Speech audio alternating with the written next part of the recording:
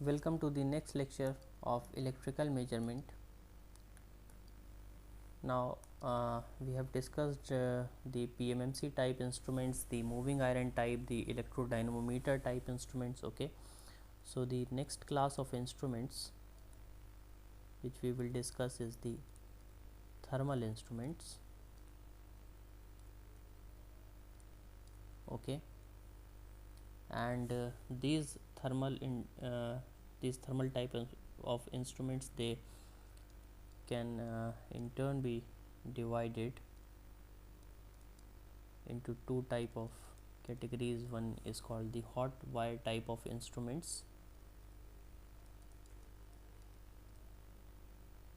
So and the second one is the thermocouple instruments.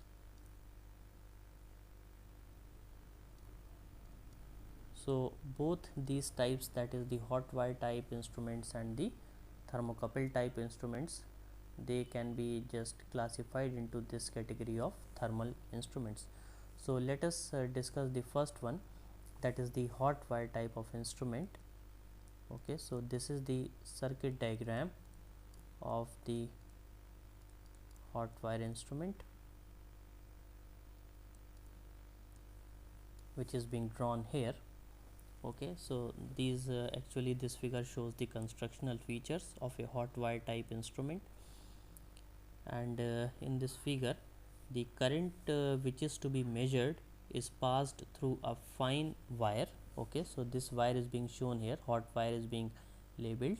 So this is the wire through which the current is to be passed, which current we have to measure, the current which we have to measure. Okay, and this wire is stretched between two terminals. Okay, and there is a second wire also which is attached to the fine wire at one end and to a terminal at the other end, and there is a thread which is attached to the second wire. So this is the thread which is shown here, this is the thread, and this thread passes over a pulley and is fixed to a spring. So this is a spring and the thread is being passed over a pulley.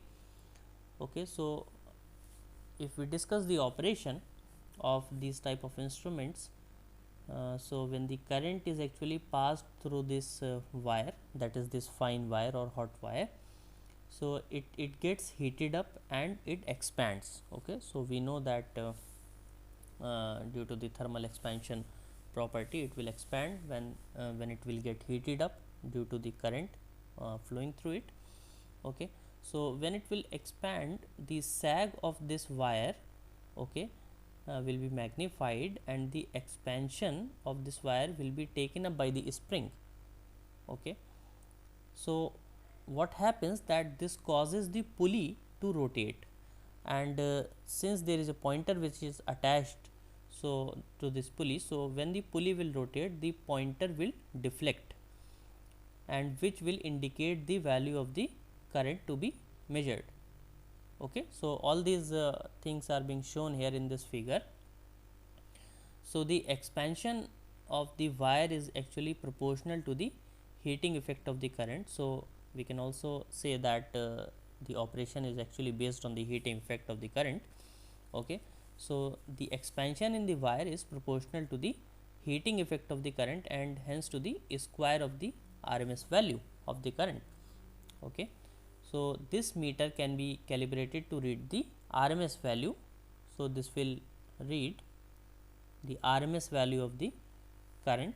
Okay, but at the same time there are also certain demerits of these type of instruments, like the instability due to the stretching of the wire, the lack of ambient temperature compensation. Okay, the high power consumption. Okay, so that is why due to these disadvantages, this instrument is not very commonly used. Okay, so uh, we can also say that this is commercially unsatisfactory. Okay, so just due to these demerits, let us just write one or two. It also has a sluggish type of response, so this is also one demerit of it. Okay, and high power consumption. Okay, high power consumption. So all these are demerits. Okay, and there is also the inability to withstand the overloads. Okay, so all these things uh, are the reason due to which this instrument is rarely used. Okay, so there is a second class of the thermal type of instruments, and that is the thermocouple instruments.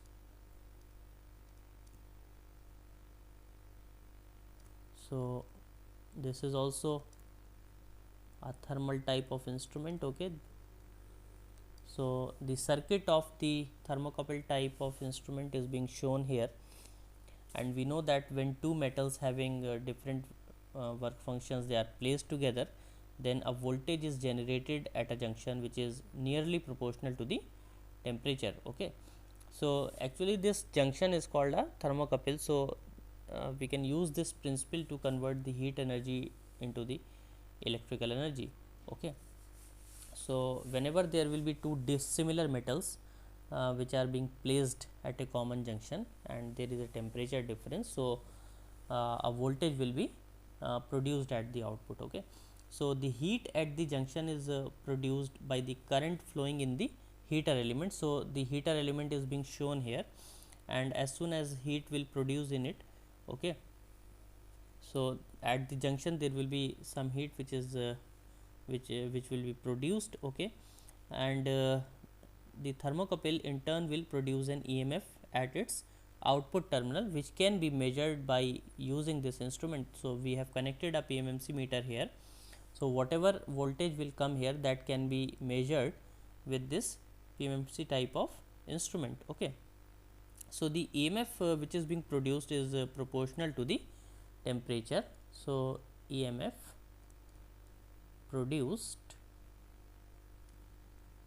is proportional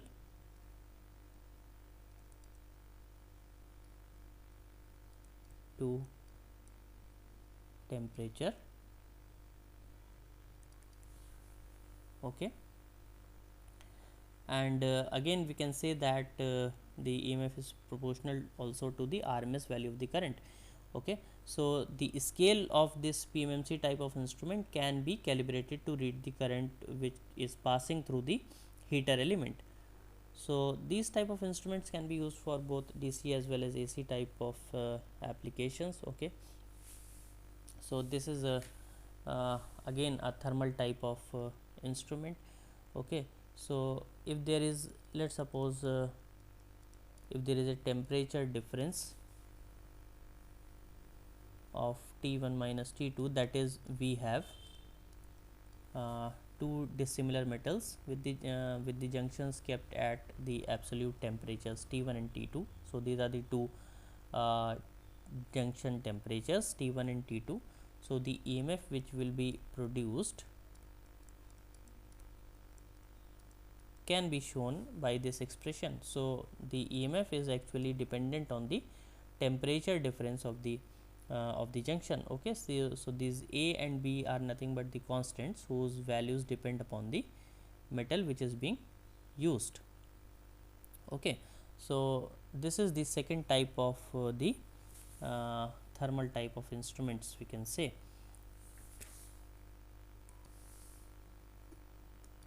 So these instruments are actually used in laboratory type of work. Okay, and they have high sensitivity and they are not affected by any stray type of magnetic field. Okay, so these instruments are useful in doing some laboratory works. Okay, and they are quite frequently used. Now let's come to the next type of instrument, and that is the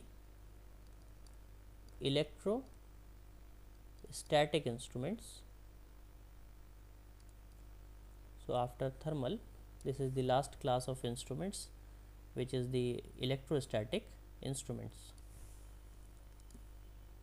So what is the difference in these type of instruments is that here the deflecting torque is actually produced by the action of electric field. Okay, so action of electric field on the charged conductors.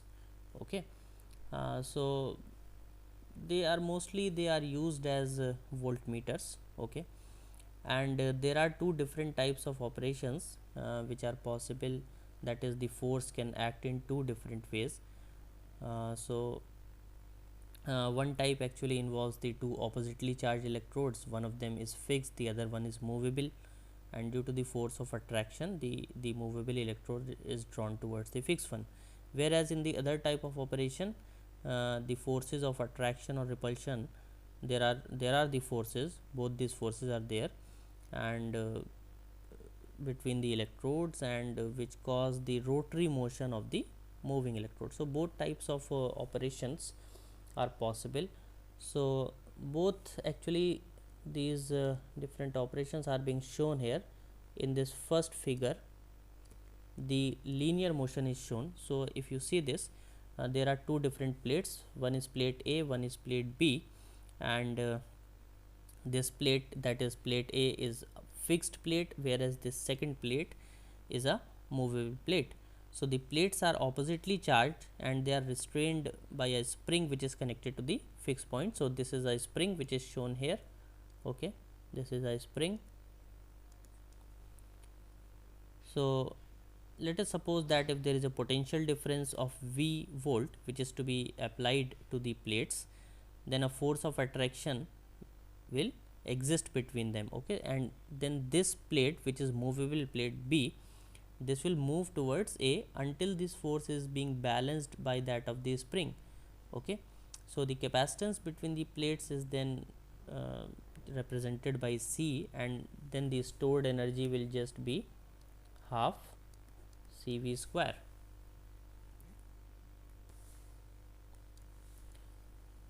Similarly, in this second figure, the rotary motion is being explained of the electrostatic instruments. So here we are having the rotary motion. Okay, so let us see its operation. Or before just discussing this rotary motion, let us look at the expression of the force for this linear motion. So then we'll just expand this to the rotary motion case as well. Okay, so we were discussing this linear motion case, and let there be a small increment in the applied voltage, and this small increment is represented by dV. This is the increment in the applied voltage.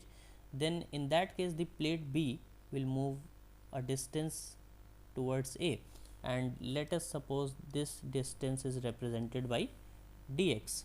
Okay, so when the voltage is being increased, obviously a capacitive current will flow, and this current can be given by I equals to dq over dt,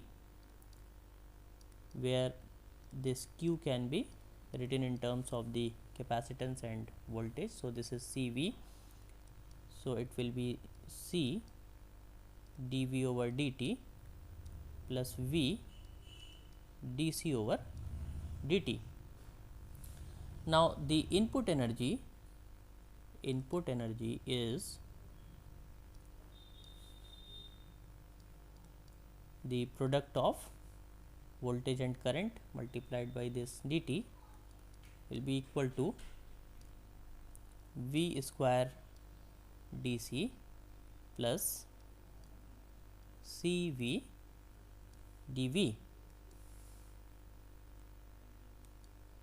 So we have just substituted this value of I from this previous step to this step. Okay, now the change in the stored energy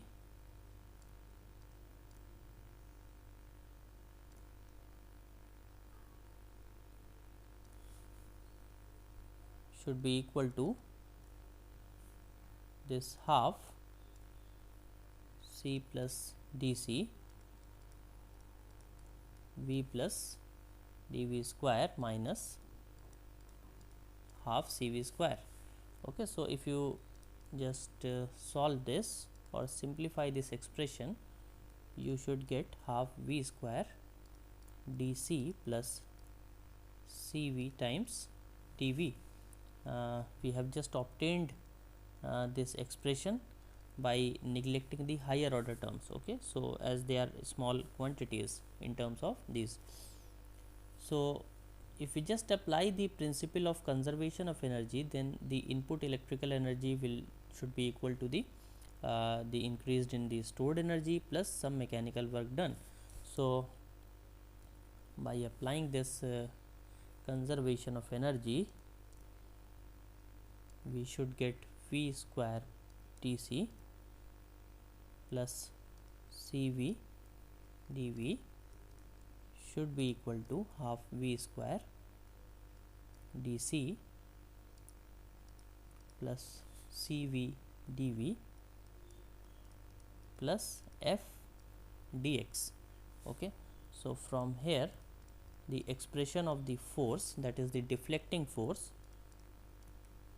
should be equal to half V square dC over dx. Okay, so this is the deflecting force. Okay, so this is half V square dC over dx. Now we can just extend this logic to the rotary motion case as well. Okay, so in that case we just have to write in place of this linear displacement the angular displacement. Okay, so theta will come here in place of this, and in place of this F, that is the force, the deflecting torque will come. Okay, so for rotary motion case, okay, for that is the second figure which we have shown. So for this rotary motion, the deflecting torque, that is TD, should be equal to half V square dC over d theta. Okay, and since the instrument is spring controlled, okay, or let us suppose that the instrument is spring controlled, then the controlling torque will have an expression of k theta. So this is common as we have done so many times earlier also. If the instrument has a spring control type of mechanism, so this is the controlling torque. Okay, theta is the deflection, k is the spring constant. Okay, so at equilibrium this deflecting torque should be equal to the controlling torque, and from this you should obtain deflection or theta to be equal to half V square over k dC over d theta. Okay, so here again the deflection is proportional to the square of the voltage which is to be measured. So the instrument can be used for both AC and DC as well. Okay, so these are the electrostatic type of instruments. So this is all about the thermal type of instruments and the electrostatic type of instrument. Okay, now before moving on to the next topic, let us just try to solve one or two problems which are based on these instruments whatever we have discussed. So this is the first type, first question.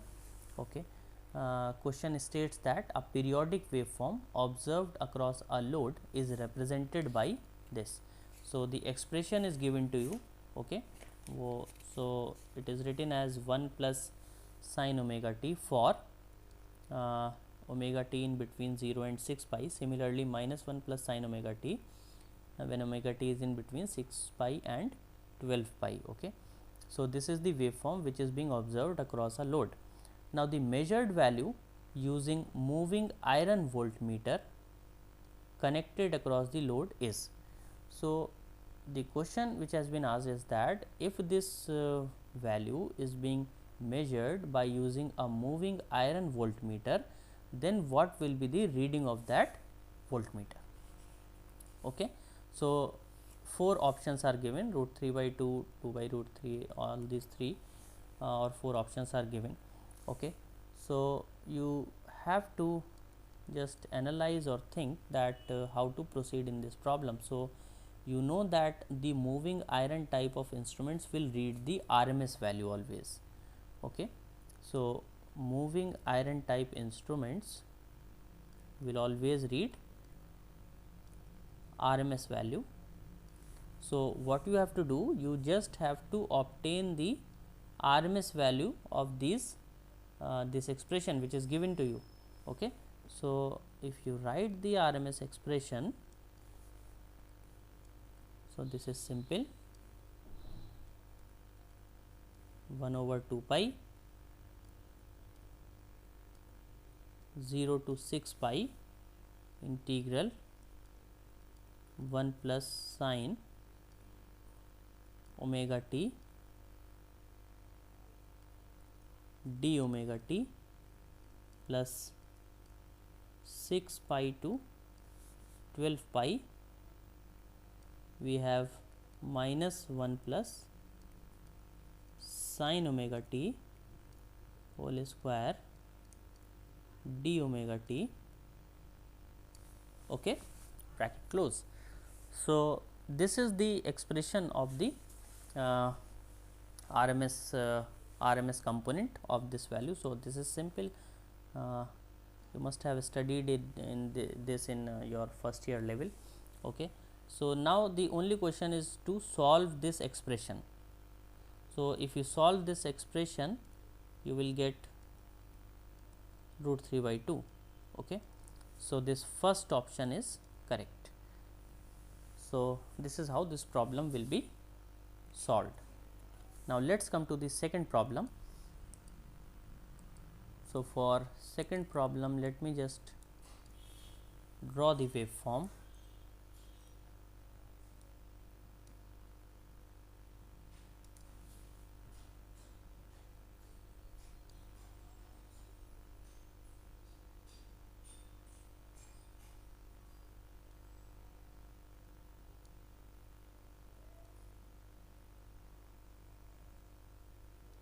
So, this is a waveform. Let me just mark the different points. This is amplitude 10, this amplitude is 5, and this amplitude is minus 5. Okay. This is 10, this is 12, and this is 20. This is the time axis, and time is given in milliseconds. Okay. And this is the voltage axis. So, voltage values are being given. Okay. Now, the question is, the periodic voltage waveform observed on an oscilloscope across a load is shown in this figure. Okay. So, this is the voltage waveform which is observed across a load. Now, a PMMC meter connected across the same load will read. So, the question is that if a PMMC type of instrument is connected across this load, that is to read this value, then what will be the reading of this PMMC type of instrument. Okay. Now, you recall from our discussion that PMMC will always read DC or average value. Okay. So, whenever there will be a PMMC meter, it will always read either average value or DC value. So, what does it mean? It means that you have to calculate the average value of this waveform. Okay. So, the average value of this waveform, so in whatever way you want to calculate it, you can just do it. It can be calculated in simple way as the average under the curve or the area under the curve, okay, the area under the curve over the total time. This is one simple way of calculating the average value. So let us try to just calculate it. There are different parts of this waveform which are shown here.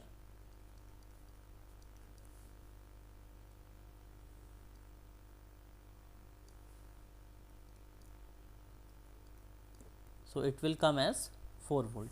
The average value of this waveform is 4 volt. So that means the PMMC will read 4 volt. Next, you consider one more problem. There are different instruments which are written here. The PMMC type instrument, okay, the moving iron type instrument,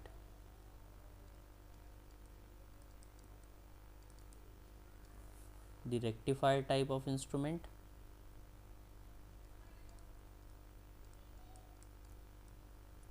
and the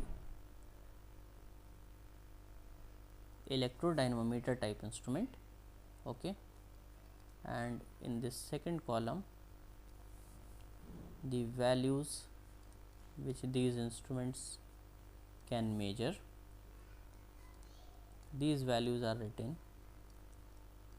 Now you have to select, that is you just have to match these columns. So if it is 1, 2, 3, 4 and this is A, B and C, okay. So you have to select from this column that whether PMMC would fit in which option, whether it will measure DC only or AC only or AC and DC. There is a minor correction here. In this second option, it is moving iron instrument connected through current transformer. So it is connected through current transformer, okay. So this thing you add. So you have to select in this. So obviously the PMMC type of instrument will always measure DC values or average values. So only A option is correct for it, okay. Whereas if we talk about the instruments, that is the rectifier type and the electrodynamometer type, so both these can measure AC as well as DC quantities, okay. Now the question of this second type of category, that is moving iron connected through the current transformer. So if it was a simple moving iron instrument, then we should or rather we would have selected this third option, that is AC and DC, since it can measure both. But since it is connected through a current transformer, so in this case it will only measure AC, okay. So this is the solution of this problem. Now all these three problems which I have discussed, they were being asked in the GATE examination, okay. So with this much we stop today. We actually finished the different types of instruments which have to be discussed. So this is all for today. Thank you very much.